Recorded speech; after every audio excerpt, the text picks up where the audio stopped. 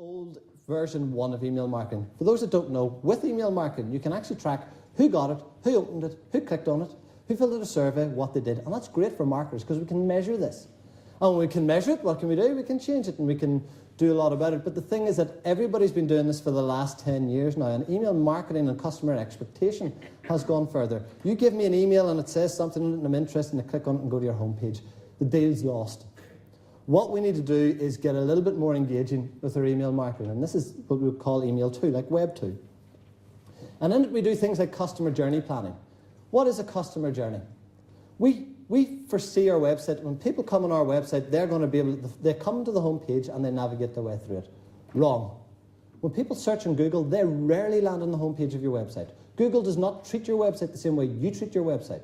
Google treats it as a stack of individual pages that have an entrance point for whoever wants to, so I can connect the searcher with the sought. And if you've got a piece of information there that I'm seeking for, that's where they land them. Your email marketing campaign is exactly the same. So what you have to do is understand where the customer is going to go. They're interested in 42-inch televisions. Don't try to sell them something, a Nintendo.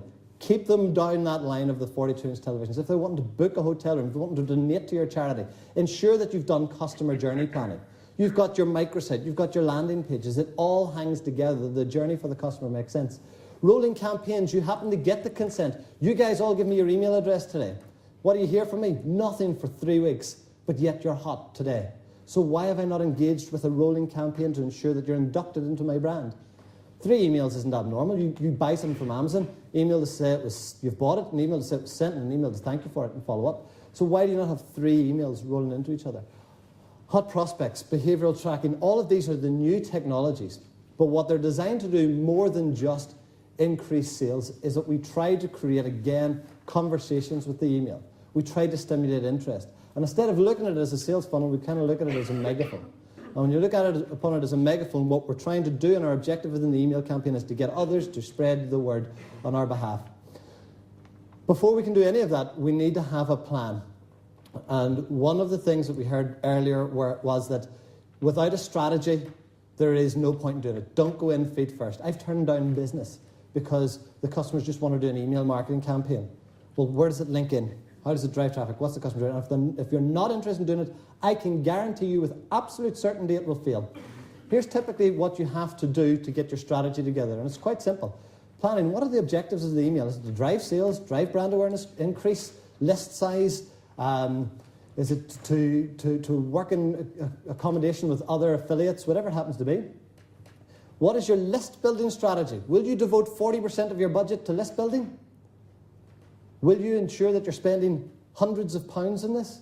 What happens when it gets forwarded? How are we going to encourage other people to get to build their lists? The campaign layout. What's the campaign going to look like? If somebody lands on this page, where do they go? Have it mapped out. Understand the customer journey. The delivery, which is into the execution. How frequently can you contact these people? And if it's opt-in, it's actually extremely high. Weekly is not out of the way, as long as you've got something to say that's of interest to them. The cool thing about all this is that you can review and you can change it. It's not like you're committing to print. It's not like you're committing to other marketing activities. You can send out 100 emails in the morning and by the afternoon have the results back. Change the subject line, throw another 100 out and see what's happening. And then tone your campaign to ensure that it gets the most effective results. So when we've got all of this plethora of channels that are coming in, we've got mobile and pay-per-click and search and everything else. I guess here's my top tips with contrived images. I'm not really sure why I came up with that one. Hopefully the next one will make more sense. Yeah, it's very straightforward. Have a plan. If you don't have your strategy written down, a strategy for me can be 3 pages. One is who we're trying to reach. Where are they? What have we got to say to them? Then create a publishing schedule. How frequently we're going to talk to them. When does the content need to drop into our site? What is it we're going to do? We're going to leave space for things that happen to be based around news items. Or we know when Mother's Day is coming up. Is it going to be spring, summer, winter? Have your campaign, have it written down, and have someone in charge of it to ensure that it gets executed. Because one of the things that I always find is the first thing that drops off is the online marketing when it's busy in reception. Everything else takes precedence. So make sure that that doesn't happen. Otherwise, you end up cottage industry. You've got to build relationships. You've got to make sure that we're garnishing at every point of contact. especially the email address of people that happen to be communicating with you and are interested in what you have to say. This is my favourite slide of the lot.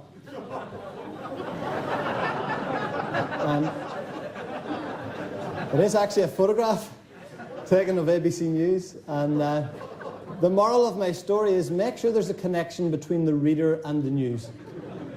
It's not all about me, it's all about you. And make sure you remember that what you're saying, the customer is going to read.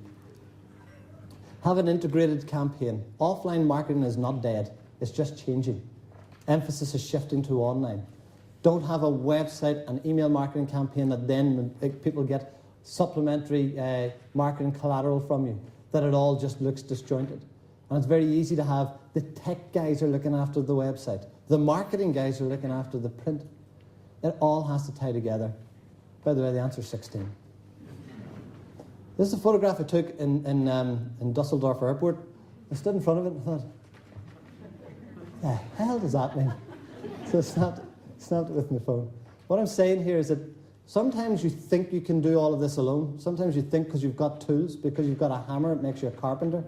Because you've got video editing software, you're now the BBC. And these guys obviously have made their own signs. And what I'd say to you is try to get professional partnerships in the areas that are specific to your industry and those that know your industry. And finally, this is my last slide. How much does it all cost? Just everybody's sitting there going, yeah, easy for you. How much is it? I typically say take whatever your website budget was, that's 1/3. So if it costs you £100, spend £200 on the promotion of that website. If it costs you £10,000, spend £20,000 on the promotion. Now the cool thing is, £10,000 might be an upfront lump sum, the £20,000 spread over 12 months. So it depends on the scale of what you're doing, but whatever it is that you're planning to do, whatever amount of money you're planning to spend, don't pump it all just into the website and then expect people to turn up.